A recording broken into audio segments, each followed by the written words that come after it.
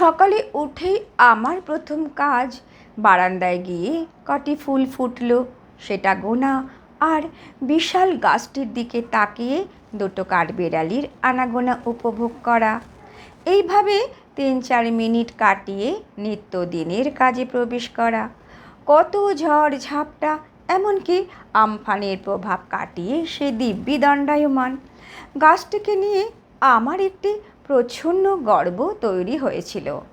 বাজারে কেউ নিমপাতা বেচতে চাইলে জোর গলায় বলতাম, বাড়িতে গাছ আছে, ফ্রেশ পাতা পাই। স্কুলে আমার সহকর্মীদের কাছে আমি ছিলাম নিম পাতার সাপ্লায়ার। যাই হোক, এবার আসল প্রসঙ্গে আসি।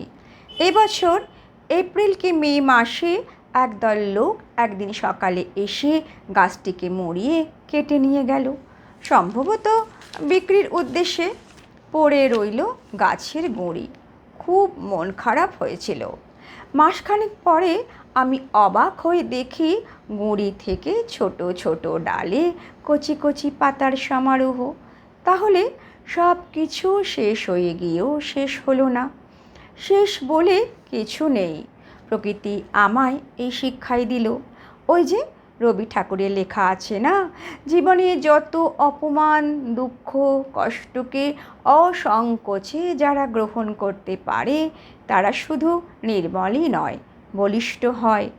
অনাবৃত জীবনের সাথে পুরনো সংঘাতের সমস্ত কলুষ ক্ষয় হতে থাকে। তাই যিনি সুখকর তাকে প্রণাম, আর যিনি দুঃখকর তাকেও প্রণাম।